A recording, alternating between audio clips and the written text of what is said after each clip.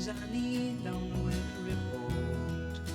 Oh, I can gather all the news I need on the weather report. Hey, I've got nothing to do today but smile and and here I am, the only living boy in New York.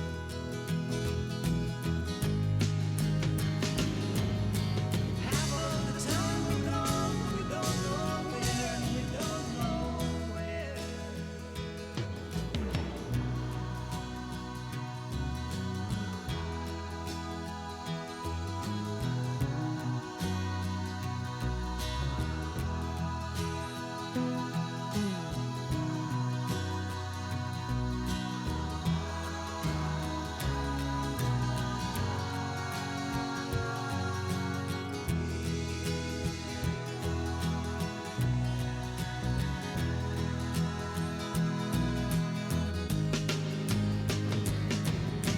Half of the time we're gone, but we don't know where and we don't know where. Time get you playing round time. I know that you've been eager to fly now. Hey, let your honesty shine, shine, shine now. Lord, like it shines on me, the only living boy in New York, the only living boy in New York.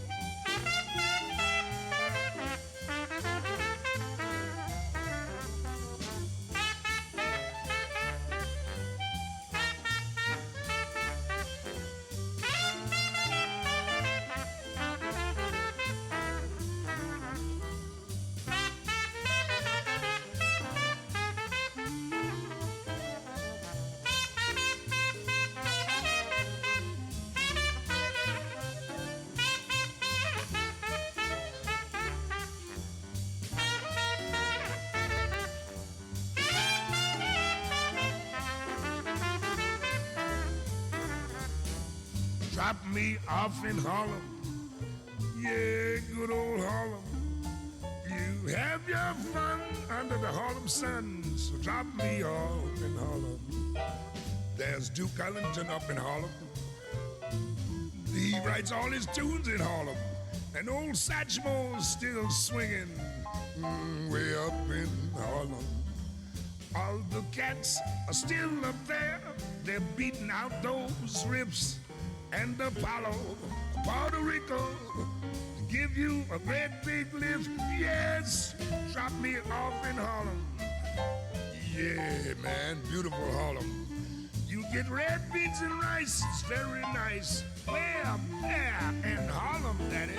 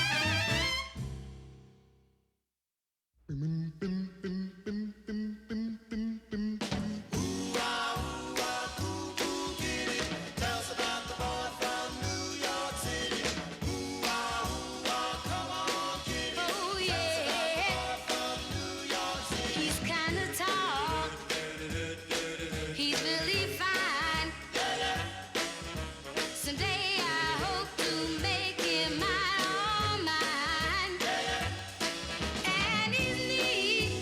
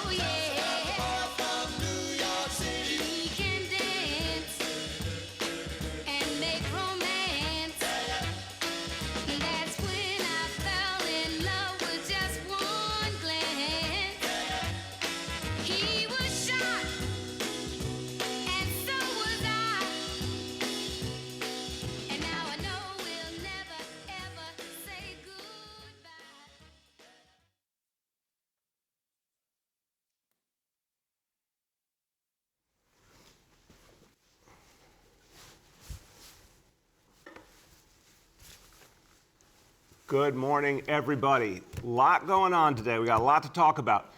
And so much of it is about New York City coming back, New York City recovering faster all the time, ahead of schedule, in fact. And here is some evidence. If there's one thing we love as New Yorkers. Now, he's not from New York City. Okay, I'll admit it. But a lot of songs are about New York City. And I know he loves this place so deeply. Bruce Springsteen is back, New York City, coming back to Broadway, and that means Broadway's back, earlier than expected, ahead of schedule. This is amazing. He's reviving his show, Springsteen on Broadway. Not September, not August, not July, June 26th. The show opens on Broadway. This is amazing news. Broadway epitomizes New York City. Broadway coming back means New York City is coming back. Broadway coming back means our arts and culture coming back, the life of the city coming back, jobs coming back, tourists coming back. Bruce Springsteen, June 26 on Broadway. This is an amazing sign to all of us. And listen, New York City, you earned it. You earned it by going out there and getting vaccinated and all the other things that everyone did to get through this crisis. So that's really good news. And I've been saying this is going to be the summer of New York City. It's going to be absolutely amazing. The arts, the culture, the activity, so many things happening. I predict a Nets championship parade as well, among other things. Lots going on. And one of the things that's going to make this summer great is our City Artist Corps. This is a new initiative patterned on one of the great initiatives of the New Deal of Franklin Delano Roosevelt, New York's own. We know that artists in the city went through so much. We know what a tough time it has been for artists. It always is, but especially during the pandemic. We want to help them, give them work, give them employment and opportunity, but also bring their incredible talents to bear all over the city to bring us back and to bring joy to the people of the city. So City Artist Corps grants now available to New York City artists. And if you are a New York City artist and you want to make an impact on this city, we need you. Call in all artists, apply today, musicians, performers, everyone. Go to nyc.gov/cityartistcorps and apply today, and you're going to help bring New York City alive, the streets in New York City alive with arts and culture this summer. Now, speaking of the streets coming alive, we have an amazing thing happening this week in New York City. This week, the premiere of In the Heights. And remember, this was Lin-Manuel Miranda's first hit Broadway musical. Lin-Manuel Miranda is a hero to so many of us as New Yorkers, a true New Yorker who loves this city, who told the story of this city in the incredible play In the Heights, now a major motion picture premiering this week right here. And New York City is partnering with Warner Brothers to launch a tourism campaign to get tourists to go to Washington Heights and experience the amazing, amazing energy of that neighborhood. Go see the movie, of course, but go see the real thing. Go to the restaurants, feel the culture, the incredible people of Washington Heights. So there's going to be opportunities through this campaign to get people to know one of the great neighborhoods of this city. You go to nycgo.com for more information. This is a really important moment in our comeback. And Lin-Manuel Miranda wanted to make sure that In the Heights really was something for everyone. The community is going to be involved in the premiere. It's going to be very, very exciting. And at the same time as we're promoting Washington Heights, we have another crucial tourism campaign called the Latino Experience in New York City. It is a 5-borough campaign to spotlight the heritage, the culture, the arts, the music, the food all over this city, and to get tourists who are coming back more and more now to come engage our Latino communities and experience everything that we have to offer. I want you to hear from someone who is even more excited than me that In the Heights is premiering and that we're going to direct tourism and energy towards the beautiful neighborhood of Washington Heights. He represents that neighborhood with passion. My pleasure to introduce Councilmember Ydanis Rodriguez. Well, Mr. Mayor, I have said before, and I not only say when we are together, but I'm saying when I'm with my friend and family, and you are not present. this city will always have to owe you for your leadership and for understanding that as you won this election, past election with a mandate to close the gap between the rich and the poor. When I look at my community in Northern Manhattan, other people they've been moving here and live in this community. But when we met a few years ago that we asked you to please help us to bring resources here. And with your support, we turned all our school in good standards in reading, writing, math, and science. So these movies, told by Lin-Manuel also and his father who did a great job, Luis Miranda, is the testimony on how this city is moving forward. How Northern Manhattan with Washington Heights, through dancing, through art, through music, we're telling the story of hope. The hope that means a lot to this resident of Northern Manhattan that in the 90s, we used to have 125 homicides. In Washington Heights, where working class who live here, we were not treated with respect. So I'm happy that Lin-Manuel now make the decision that after making through the theater, through Hollywood, decided to leave the city, as some people done it in our city of New York. He has stayed in the city. And I'm here a block away from the playground when Lin-Manuel was born and raised at the Payson playground. 2 blocks away from the moment where the place where his father lived. So, guys, let's support these movies. This movie is Washington Heights, but Washington Heights can be a little town in Colorado, in California, in Texas. It means hope. It means that working class New Yorkers, they can make it. They can be turned as middle class if they get this opportunity. So I'm happy also to be here in the Quisqueya Plaza. I'm happy that you made the decision that the tourism, that I hope that we are coming back with 65 million tourism every year as we have before the COVID. Some of them should also come to Quisqueya Plaza, not only to taste the Latino food, but also to taste and see who we are. A group of people that work so hard every day to support us all, to support our family. Thank you, Mr. Mayor. Gracias por Ochoa. Gracias, alcalde de Blasio, por todo el trabajo y conectar ahora para la iniciativa para que los turistas vengan a la Plaza Quisqueya a también disfrutar lo que somos nosotros. We are more than merengue and bachata. We are the value of people who work hard, a story being told in the Washington Heights movie. Thank you so much, Council Member. And I want to tell everyone, Quisqueya Plaza is a magical place in Washington Heights, one of many amazing things that you should see if you haven't experienced it. What I want to urge all New Yorkers is go visit neighborhoods you haven't yet experienced, but also if you have friends coming to visit, family coming to visit, take them to places like Washington Heights that are the heart and soul of New York City today. This movie is going to bring such wonderful, positive attention on the community. I know, Councilmember Adonis Rodriguez, this is going to be a real powerful moment of pride for you and for so many people in the community.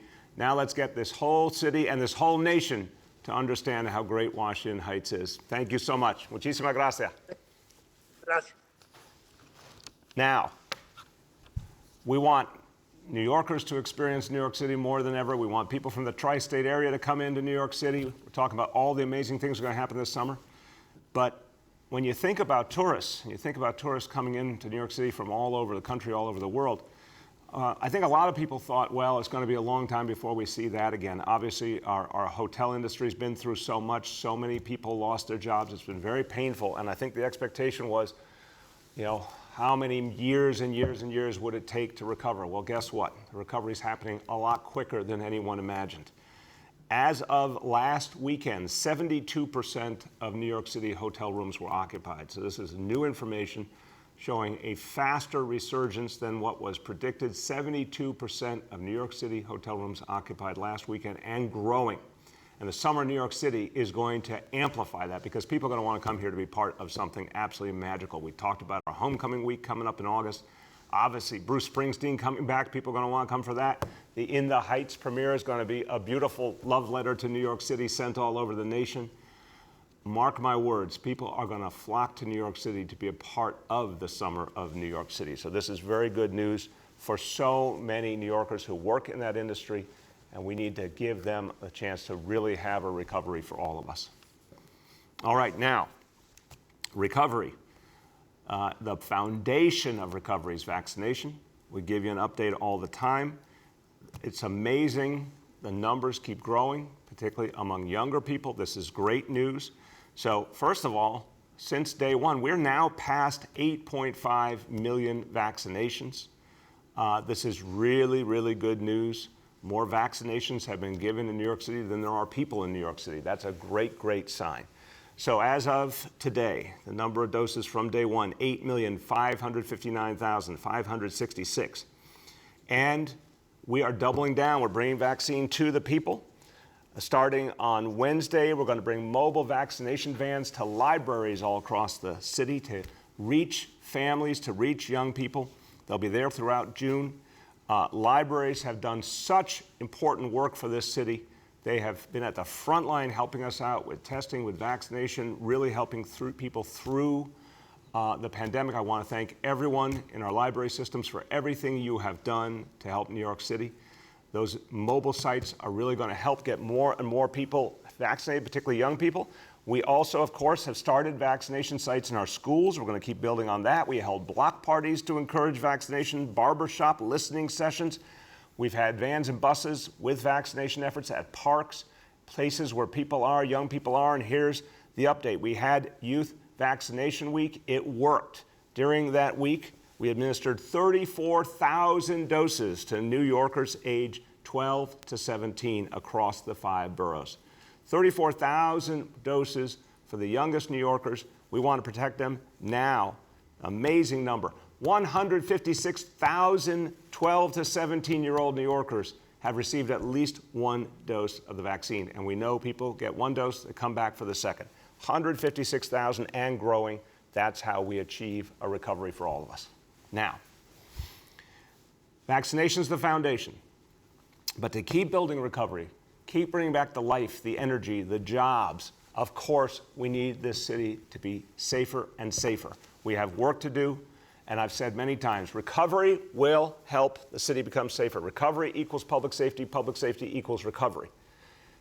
We have been doing this work, the City of New York, the NYPD, the Cure Violence Movement, the Crisis Management System, community groups, block patrols. Everyone's been out there doing this work. And I said yesterday, we can do so much here, but we can't do it alone. We need help from the Congress and the federal government. We need help from the legislature in Albany. Those efforts are continuing. But today we want to highlight some very good news about an unprecedented collaboration, an unprecedented partnership between the NYPD and the federal ATF. This is crucial. Everyone agrees the number one issue is guns, getting the guns off our streets. And we all know that the proliferation of guns during the pandemic was unprecedented and troubling, and therefore we have to double down on getting guns off our streets. We know how important it is to work with our federal partners. We know that federal courts are a crucial part of the equation as well.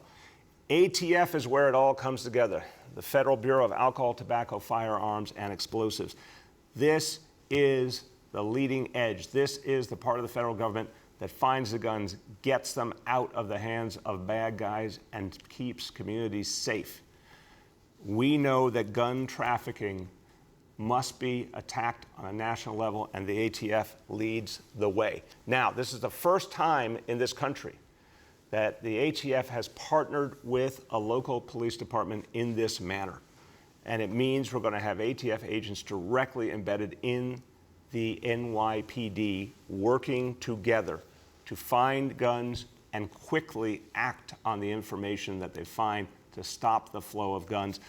It takes information, it takes partnership, it takes the ability to quickly act. That can only happen when the federal government and the NYPD are working literally side by side here in New York City. So this is an important and exciting moment for this city as we fight back.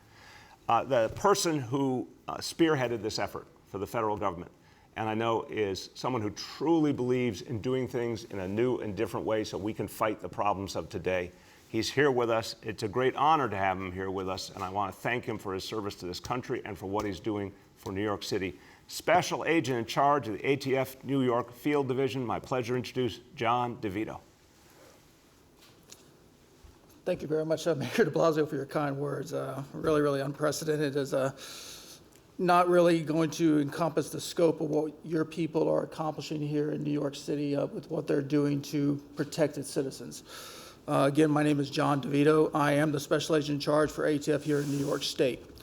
To further explain what the mayor was discussing earlier, let me say that your elected officials and the leadership within the New York City Police Department, as well as other vital partners, have taken a substantial step forward in their combined goal to develop the most comprehensive and effective violent gun crime reduction strategy that I've seen in my 20-plus years of federal law enforcement. So I applaud you and your team, sir. Thank you very much. To support this never-ending goal of protecting our citizens in New York, when I first arrived in 2019, the first thing I did is I started evaluating what ourselves as ATF, as well as all of our partners, were doing to combat illegal firearms trafficking, and more importantly, the criminal misuse of firearms on our streets. I wanted to take a close look to make sure that we had evolved, that we were doing everything to the best of our ability, and we have had efficient processes set up so that we can do our job to the best of our ability to protect the citizens of New York. This evaluation and execution of effective partnerships and intelligence collection and sharing has led to the creation of the first ever joint HIDA, NYPD, and ATF Crime Gun Intelligence Center here in New York City. This Crime Gun Intelligence Center, or the CJIC as we as ATF refer to it, utilizes evidence-based technology to provide your law enforcement professionals many unique tools to enhance and build upon our combined and constantly evolving violent gun crime reduction strategies here in the city as well as across the state and nation. I'm not going to get into specific technologies that are being utilized by the CJIC. However, I will say that any tool, old or new, has and will be exploited to enhance our ability to protect our citizens. And even old tools can be made new again thanks to the innovative leadership of the NYPD and your office, sir. Thank you. Crime gun intelligence, essentially all available information on crime guns is collected, the shootings they are responsible for, to identify and disrupt the shooting cycle, while simultaneously determining how these firearms are diverted from the normal venues of regulated commerce to the criminal marketplace. Your New York City CJIC seeks to identify and disrupt that supply chain and ultimately the marketplace in order to prevent that diversion of firearms to our New York City streets, corners, and back alleys.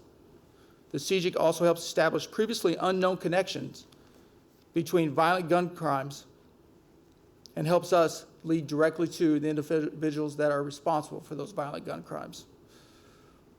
And for those offenders specifically, it's not a matter of if, but when we will come calling. Thank you for the partnership, sir. Thank you for the leadership within the NYPD as well as HIDA. Thank you for everything. You help my job be more successful every single day. Thank you. Thank you very, very much, John.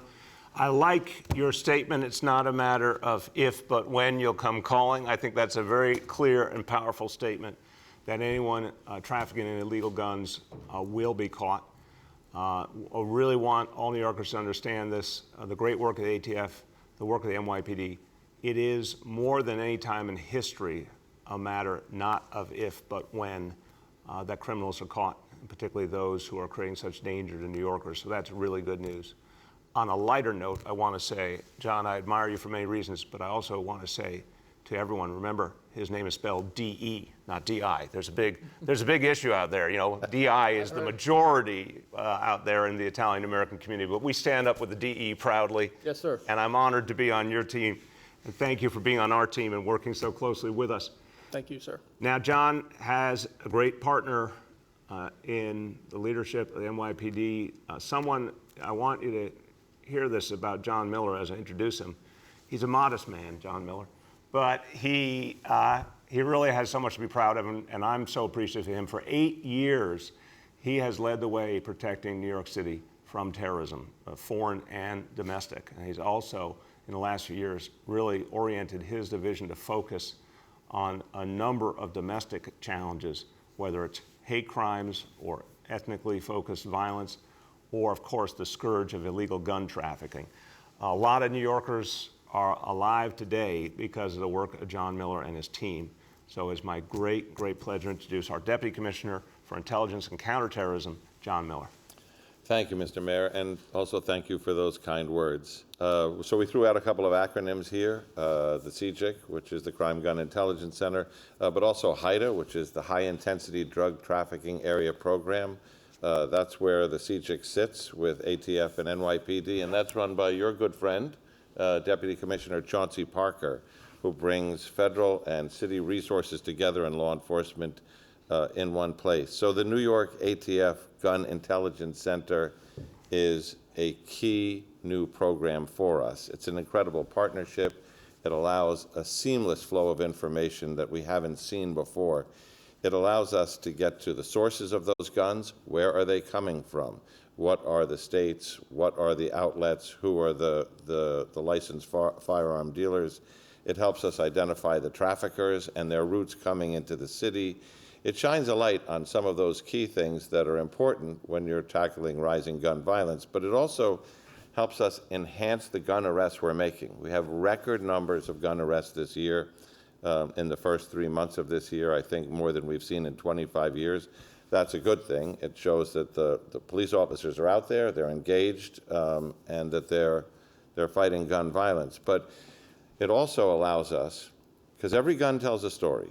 You know, when you get that gun and we run it through the Gun Intelligence Center here, the Crime Gun Intelligence Center, when that gun's connected to a crime, and I think it makes a difference when you say to a prosecutor or to a judge, yes, this is a gun arrest, but the gun that this person is arrested with has been matched through the other technology that ATF gives to us to 3 other shootings and a homicide. So that's important. Again, every gun tells a story. Every bullet tells a story. Every shell casing tells a story. And ATF technology helps us bring that all together. We talk about stray bullets. There are no stray bullets. There are stray dogs, but every bullet has an owner, and that's the person who fired that shot. And those are our targets in the city. And as John described it, this partnership has opened new doors, new windows, new vistas into the intelligence that helps us make more effective cases and enhance the arrests we're already making. Mr. Mayor? Thank you so much, John. And this work is going to make a crucial impact on the streets of New York City. This kind of coordination and partnership is how we get the guns off the streets. Now, as we focus on these efforts, we also need to take a moment to remember those we've lost. I had a really painful, poignant moment the other night with the family of Justin Wallace in their living room in the Rockaways, feeling the pain of the loss of their child. Justin Wallace would be 11 years old today. This would have been his birthday. His sister showed me the text that they sent back and forth. He had wonderful, beautiful plans for his birthday, which friends he wanted to come to his birthday party, where he wanted to go. He was planning for a joyous moment. Now he's gone because of gun violence, because there are too many guns out there, because there are people who don't care about human life and who need to be apprehended, who should not be out there with a gun. So we're going to remember Justin Wallace. I want you to keep his parents, Aretha and Albert, in your prayers and his whole family. And let's resolve to get guns out of this city once and for all. With the help of the federal government, we can do things we've never done before, and we will. Okay. Every day we go over indicators. Let me go over today. Again, we've had a lot of good news lately. Continues to be really solid, really strong, and people continue to get vaccinated. I gave you those numbers at the beginning. The way to keep driving down these numbers is more and more vaccination. So we need everyone keep the pedal to the metal. We gotta keep going. Number 1, daily number of people admitted to New York City hospitals for suspected COVID-19. Today's report, 81 patients. Confirmed positivity, 16.05%. Hospitalization rate per 100,000, 0.44. Number 2, new reported cases on a 7-day average. Today's report, 217 cases. And number 3, percentage of people testing citywide positive for COVID-19. Today's report on a 7-day rolling average, 0.71%. Excellent number. Okay, I'm going to say a few words in Spanish. And I want to go back to the collaboration with the ATF, the work of getting guns off our streets. La policía está haciendo más arrestos por armas ilegales y vamos más allá para mantener la seguridad de la ciudad de Nueva York. Nuestro departamento de policía está trabajando con agencia federal que lucha contra el tráfico de armas para mantener las armas ilegales fuera de las calles. Así es como ponemos fin a la violencia armada en la ciudad de Nueva York y salvamos vidas. With that, let's turn to our colleagues in the media. Please let me know the name and outlet of each journalist. Good morning. We will now begin our Q&A.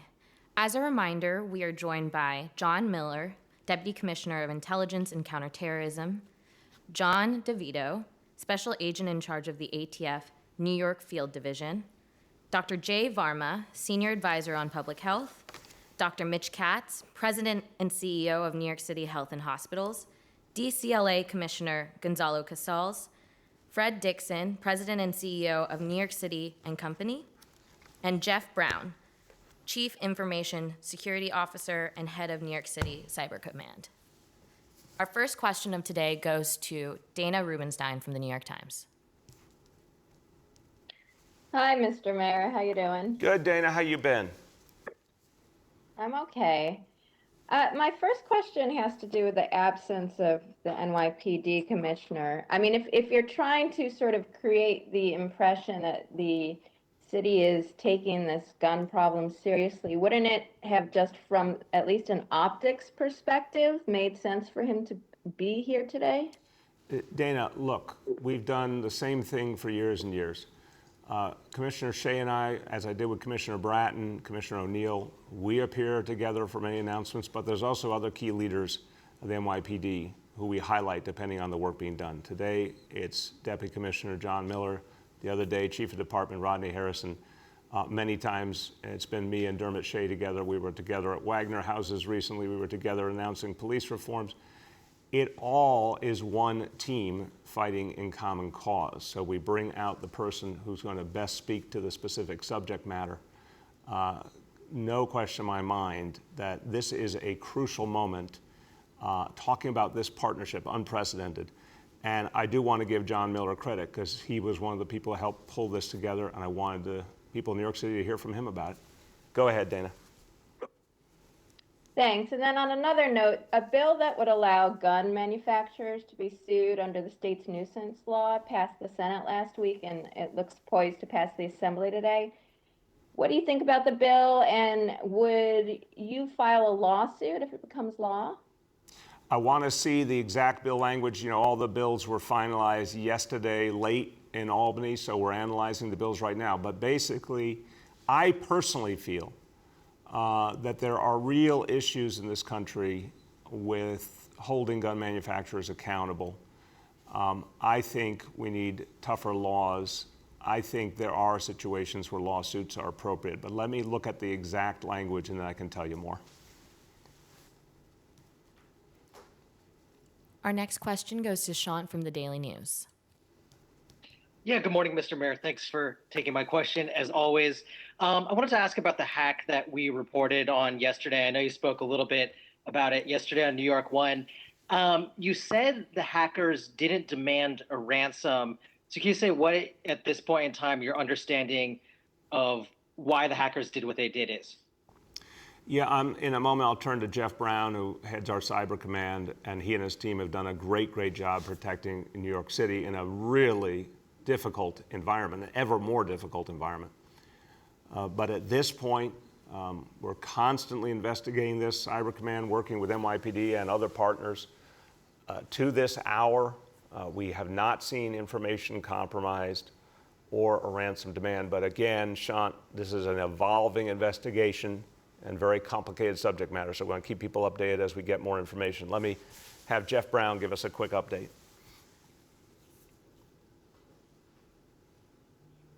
Thank you, Mr. Mayor.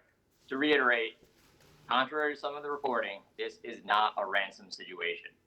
So comparing this to some of the other recent ransom events is not accurate. And we do fully expect the law department, IT environment will be securely reestablished promptly so the law department can get back to the business of serving New Yorkers. And to your question about motive, we are cooperating with law enforcement and not at liberty to discuss that. Thank you very much, Jeff. Go ahead, Sean. So thanks for that. I mean, I appreciate it's an ongoing investigation. You don't want to speculate about the motive, but this attack did come when White House officials have been warning businesses, localities about an increase in attacks. Just any thoughts about this attack on the law department in the bigger context? Is it your feeling that the city could be facing this increased barrage and hacking that the White House has been warning about? Oh, I'm very concerned. I'll give Deputy Commissioner Miller a chance to speak to this as well. Look, Sean, there are enemies of this country that clearly would like to get at our nation's largest city. There are folks trying to take advantage in terms of ransom. It's a very tough, complicated environment out there. We take this very seriously. We're in a state of high alert. We built up our cyber command capacity years ago, anticipating this environment. But I think people should realize this is something that's going to be with us for quite a while, and we're going to have to do a lot to focus on it and constantly protect ourselves. Deputy Commissioner, you want to add? Sure. So the NYPD works very closely. The Intelligence Bureau has supervisors and detectives over at the FBI's Cyber Task Force, where we tackle these complex cases, many of which have foreign roots. The Detective Bureau is there too. So we were looking at this from the moment it came to the city's attention. What we're seeing in this case is, the good news is the system worked.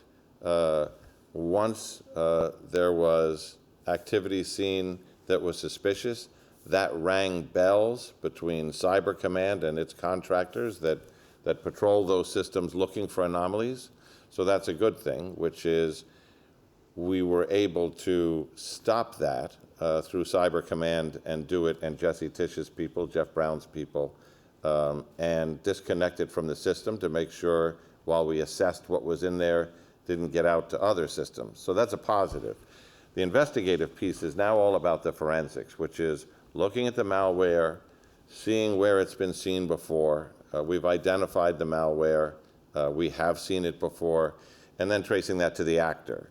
Is it someone looking to corral information, export it, and then do a ransomware attack? That's a possibility. Is it another kind of actor looking to gather information for other strategic purposes? That's a possibility. We're still early in the forensics piece, and that's being worked between Jeff Brown's people at Cyber Command, New York City, and the FBI task force. Thank you very much, John. Our next question goes to Bob Hennelly from Chief Leader. Good morning. Thanks for taking the call. Yesterday, Governor Cuomo identified the state's poorest performing zip codes in terms of vaccination rates among the eligible residents. 11 of those zip codes were in New York City and places like Far Rockaway, where the rate is just 31.2%.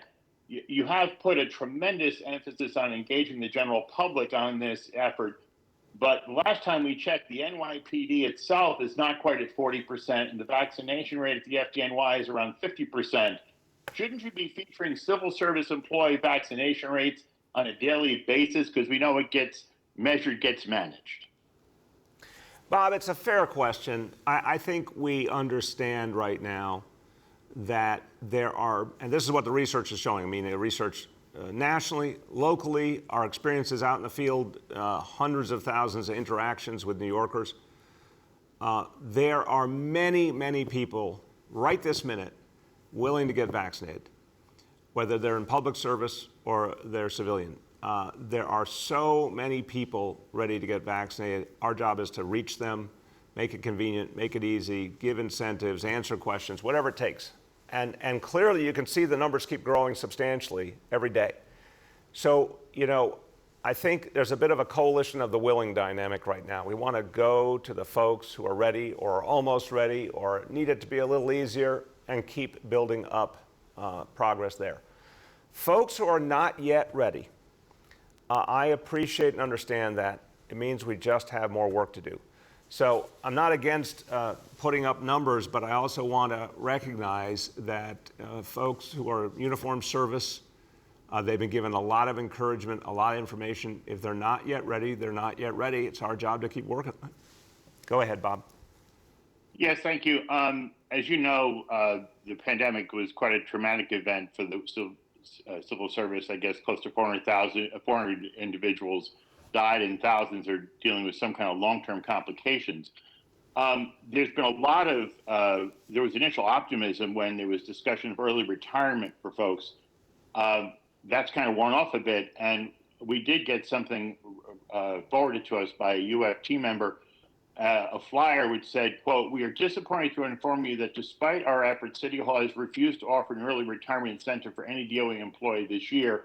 Under legislation passed in Albany in April, the city had until May 31st to finalize details of an early retirement incentive program with UFT and failed to do so." Now, we have done our own investigation and spoken with the Assemblyman of Body, one of the sponsors of that legislation, and that may not be correct. But you give us the status of what early retirement is going on. Is it based? We know that you have a lot of discretion here. Is it part of the negotiating that goes back and forth with unions? Just where is the status of that? Because a lot of people have already been through a lot and are looking for some kind of resolution. Yeah, Bob, and I feel for anyone who's been through the pain of this crisis and their families. I feel for them. But we also have a job to do as New York City, and we need our public servants. We are now deeply in the recovery phase. We have beaten back COVID effectively. Very different environment than when the discussions began on early retirement. Now we need all the good public servants we can get. We need all the great educators we can get. We're about to reopen our schools full strength, no remote, and with a massive need to close the COVID achievement gap. So let's be clear, the situation has evolved rapidly, and we need every good public servant front and center to bring this city back and serve our people. So we're always going to work with our public servants, try and address their personal needs. But right now, the folks who do so much for New York City, we need them more than ever. Our next question goes to Henry Goldman from Bloomberg. Hello, Mr. Mayor. How are you doing today? I was hot and sweaty before I came into City Hall, but now I'm feeling cool, calm, and collected, Henry. Okay, great. How you doing? How are you? I'm pretty good. I'd like to ask you a couple of questions about this joint effort with ATF. You said that the officers will be designated as federal agents. Is that correct? They'll basically be under the jurisdiction of which agency? The federal agency or the city agency? And who might be liable if there's any kind of untoward incident involved with this? So let me open and then turn to John DeVito and John Miller. Henry, I want you to think about the Joint Terrorism Task Force, which has been extraordinarily effective, where officers and officials of different agencies, different state, local, federal, come together. Here's a variation on a theme where we're going to have our officers working with the ATF very closely, the ability to share information, the ability to sort of cross-register and do work together, one team. That's something we've been needing. That's going to be a powerful step forward. We're still going to hold all of our employees accountable as always. But the notion of the information flowing and the teamwork being intensified, because when you're tracing guns, time really matters. This is going to allow us to revolutionize that approach. So we turn first to John DeVito and then John Miller. What he's getting at, sir, is basically the task force officer program, which is a tried and true strategy that we've been utilizing, relying on for many, many years.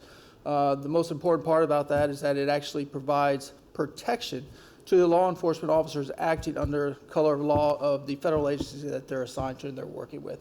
So literally all we're doing is saying this detective who has that street expertise and that subject matter expertise in the area that we're looking at on the federal side, we're going to provide them the coverage that they need to operate in areas that they may not fit into local jurisdiction necessarily, and vice versa. So it's all about the protection and the coverage of scope of responsibility and authority. We work together with law enforcement officers from every federal, state, local agency in the state on a daily basis. In certain situations, we simply take it a step forward, and we actually have these individuals deputized under the federal authority that they'll be investigating while working on the task force concept. So everybody will act as professionals and do their jobs to the best of their ability to protect the citizens of this great state. Thank you very much, John. The only thing I would add to that, which was a very good civics lesson on how the task force officer program works, is, you know, the New York City police officers and detectives who are assigned to these task force don't just become federal agents. They stay New York City police officers who can enforce state law, who can enforce New York City law.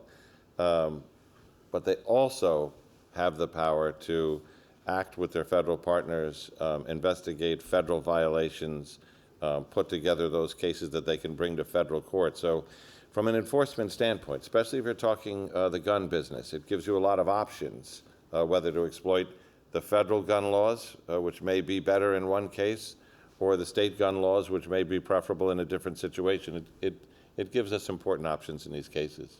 Thank you. Go ahead, Henry.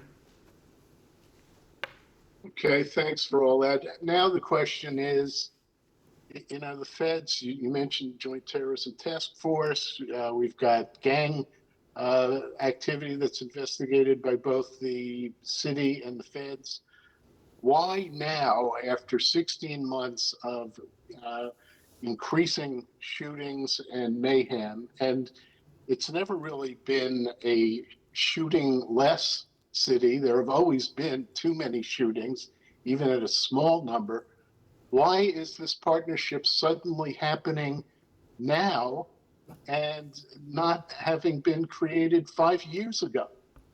So, Henry, I'll turn to John Miller on that, but just want to emphasize, throughout 2020, we all had to deal with job one, which was fighting back COVID. And to make matters worse, COVID took a lot of our law enforcement officers out of the game for a period of time because so many of them were sick themselves. And we lost members of our uniformed service very, very tragically. So we have been, since the beginning of COVID, having a focus on, first and foremost, defeating COVID, saving lives, then dealing with unprecedented crime dynamics here, and we've seen it around the country, trying to bring the city back, trying to bring our economy back. A lot of moving parts, but one of the things that we've all been very devoted to is we have to do a lot of things differently as part of that. And you've seen some announcements already of different approaches, different strategies. You're going to be seeing a lot more. And thank God, you know, we're now about 2 weeks into our court system being back, and that's starting to have a real impact. So the amount of dislocation, Henry, is very, very hard to fully summarize. There's a lot of catching up to do, but the way to do that was with constantly coming up with new approaches and deepening them. So with that intro, John Miller. So, Henry, actually an interesting question, a good question. You know, there's been an ATF Crime Gun Intelligence Center in New York probably for 25 years. I was at the opening of it in 1995 with Jack Maple. So why did it take us this long to get to where we are? A lot of that just traces back to John DeVito, who is a very forward-leaning special agent in charge who came here and asked all those questions about, well, how do we do it? And why do we do it that way? And if that's the way we always did it, how could we do it better, faster, sharper? And I give him a lot of credit for breaking down the barriers to get all these people in one room and an NYPD space, which is not always the way the federal government goes in this. But there's a logic to it, and the logic is this. In every precinct, the Intelligence Bureau has that field intelligence officer. That person's job number one is to identify who are the drivers of gun violence, where are those guns, and how do we reduce that in the precincts, in the housing commands, in the transit districts. That's what the FIOs are there for. The hub is at the Intelligence Bureau located in Haida, and the question was, rather than think about that question about, well, we have this investigation, it involves guns, maybe we want this trace, or maybe we have this question, let's call the Gun Intelligence Center at ATF, the Crime Gun Center, and run this data. It's so much easier if that hub is there, and then when you have that thought, you just turn to the ATF agent next to you or that analyst and say, hey, this is my question, can you run that data right now? And B, and this is the key, when that agent or analyst turns back to you and says, that's a good question, but there's 3 more questions you should be asking that I know from my experience in investigating guns, gun traffickers, the gun market, that they add that value. So we're doing something we've been doing for a long time. We're just doing it much better. Amen. Go ahead. Our next question goes to Jillian Jonas from WBAI Radio. Hey, Mr. Mayor, how are you doing? Good, Jillian. How you been? I'm okay. I hate this weather. You're not alone, Jillian. I know. I was going to ask you something about adding the Ramones to the music loop, because it's about time the Queen boys get recognized, but another time. Last year, I asked you about the Soho rezoning because the length of time that DCP put into the Envision Soho report, 30 meetings, 6 months, and then they came around with just the idea that more study needed to be done, and because it was so complicated. Then there was a sudden push to get it done, and the opponent said it was because they wanted to get, or the city wanted to get it done while you were still in office. That was denied. But yesterday, a judge ruled that the city, first, that a motion to dismiss was granted because there were significant issues in the rezoning process that were problems and insufficient notification. But also, DCP admitted that they were trying to get it done while you're still in office. So is there going to be some kind of new timeline for the upzoning for this historic district? Well, Jillian, look, I'll certainly comment after we've analyzed the recent activity in the court. And a lot of times, as you have seen, there are many, many decisions by a court in the course of a process, and what you see one day is not necessarily what ends up happening a few days later. So, we are still intending to find a way to move this forward. It is an opportunity to do a rezoning in a community that has been more privileged, exactly the kind of place I want to see more affordable housing. It's a place where we can do a much better job of creating retail jobs, for example, for everyday working New Yorkers. I think it's the right thing to do to get it done. But when I get more of a briefing on the legal situation, I'll be able to update you. I'll have our team update you. Go ahead, Jillian. Okay, well, speaking of affordable housing, there's a lot of criticism of the upzoning, and one of them, and I promise not to go into all of the serious ones, one of them is that it incentivizes developers to demolish historic and low-rise buildings, which are often the homes to rent-regulated tenants. So there's going to be this sense, I guess, that there's a net loss of affordable housing and diversity, and that there are so many loopholes in the plans that the actual affordable housing that you're trying to create will not materialize. There's the community facilities issue in NYU. I asked you about big box stores before, but you didn't know about it in the text. And there's the issue of you've got this high-ranking member in your administration involved in land use who has deep connections to NYU. I think her husband does as well. Hers are to the real estate part. And there's a potential for a conflict of interest. And of course, the optics are bad. So is this something, and I guess you kind of answered this before, but is this something that you would consider going back to change, especially because of your deputy mayor's position? Look, a fair point, Jillian, to always ask, is there any potential conflict or semblance of conflict? Anytime where that's a concern, it's easy for people to recuse, and I'll check the status of that. But look, I think the bottom line, you raise a really important point, and I appreciate it, and I know your questions are always really earnest. The last thing I want to do is try to create more affordable housing and inadvertently take away affordable housing we have, but I would say to you what I have seen in so many cases is affordable housing that we have lost for a variety of reasons, nothing replacing it, no systematic effort to protect working people by creating new affordable housing or preserving affordable housing. That's why, I've felt this for 20 years, Jillian. When you just leave market forces to their own in New York City, good luck for working people to find a place they can afford. And every time people tell me what they don't like about rezoning, I say, come to Brooklyn with me. Let's go to Bed-Stuy. Let's go to Bushwick. Let's go to places that never had a rezoning and where a huge number of people are displaced and nothing was created to balance the equation.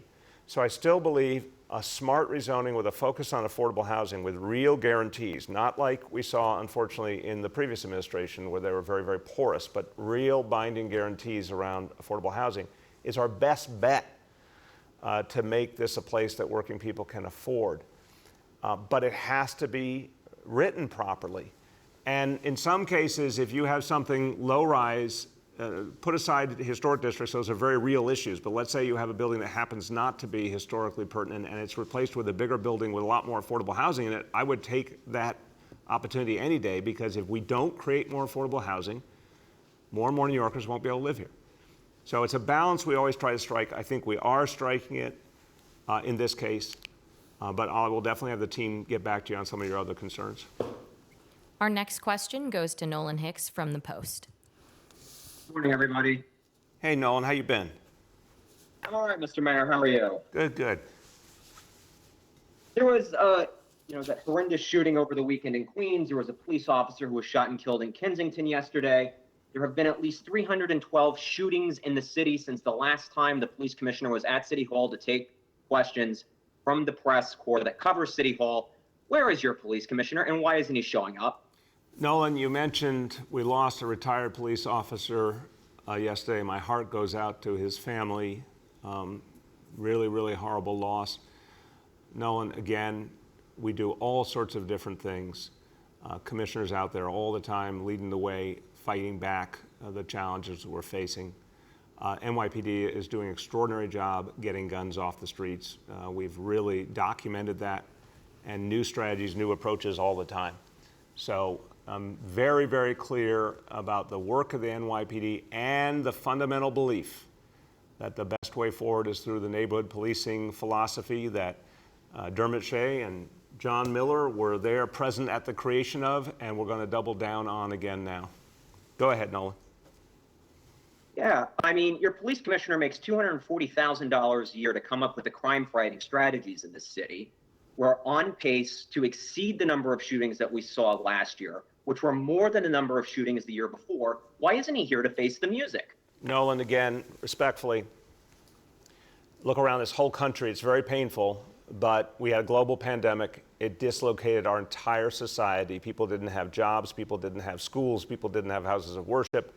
We've seen crime go up and violent crime go up all over the country. Major cities, many of which unfortunately have gone through much, much worse than New York City. But what's happening now with the leadership of Commissioner Shea, Deputy Commissioner Miller, and so many others is we are turning the tide. It's going to take a lot of work. We really needed the courts to come back. That was the missing link in so many cases. Thank God they're coming back. We need help from Albany. We need help from Washington. I'm really hopeful that we can get this parole bill passed in Albany that would give us new tools to make sure that folks coming back from prison don't end up going back into a life of crime, but actually move towards a peaceful, better life. Commissioner Shea is leading the way on so many of these pieces, and I am convinced this is the strategy we need, but it won't happen overnight. We're going to have to work really hard to make it work. We have time for 2 more questions today. Our next question goes to Kevin Duggan from AM New York. Hey, Mr. Mayor, how you doing? Good, Kevin. How you been?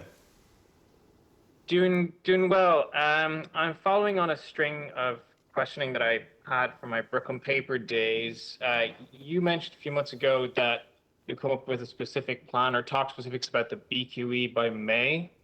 I just wanted to check in and see what was going on with that right now from your side of things. Kevin, I can report to you it is no longer May. We're a little bit behind. You are right. I had a meeting with Commissioner Gutman and members of our team.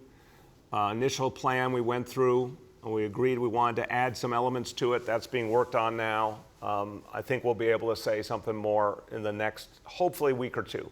But it's very much on the front burner.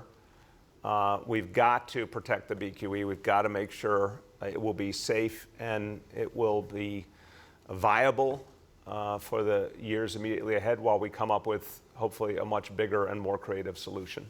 Go ahead, Kevin.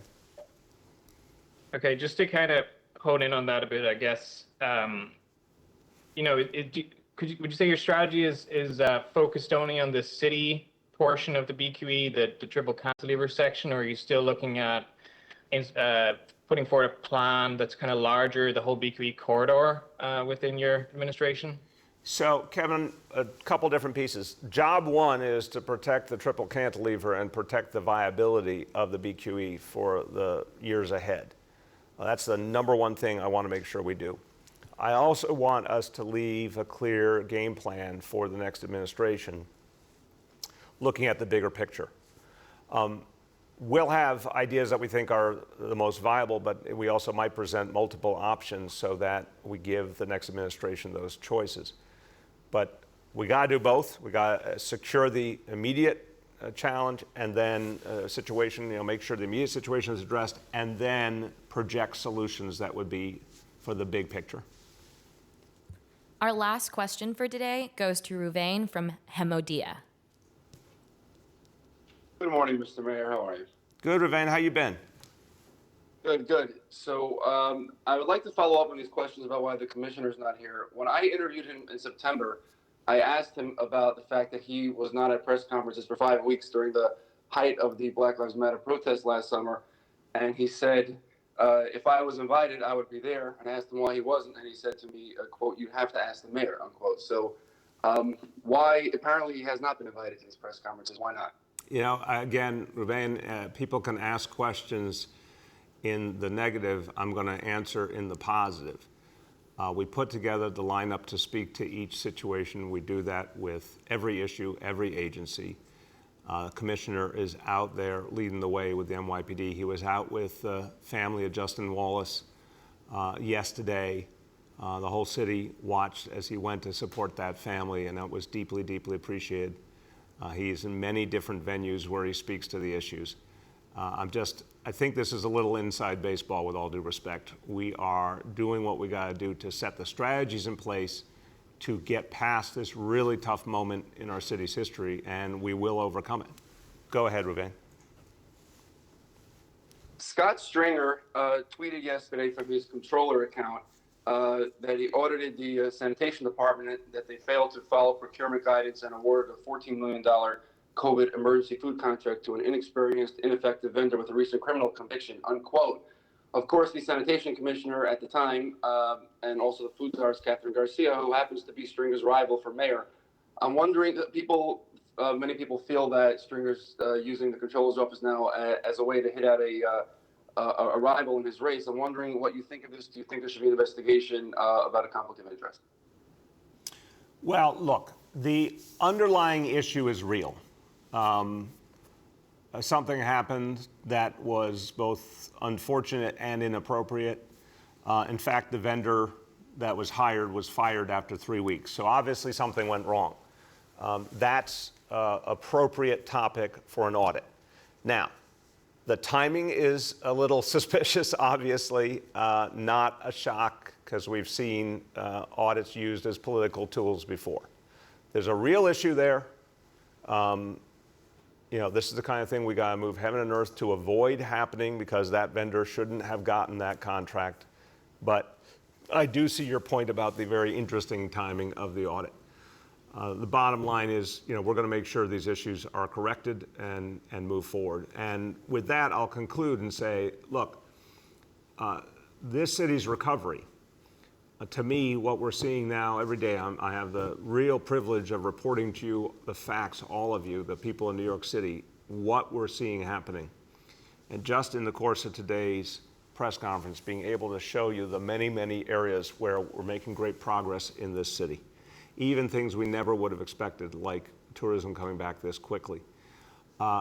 We should be proud as New Yorkers of the comeback we're making. We've got a lot more to do. We all know that every single additional New Yorker gets vaccinated fuels that comeback. So I'm going to be a good broken record and keep saying, if you like hearing about New York City's recovery and the summer New York City and all the possibilities ahead, help us out. If you haven't yet gotten vaccinated, if your child hasn't been vaccinated, today's the day to make that appointment. Thank you, everybody.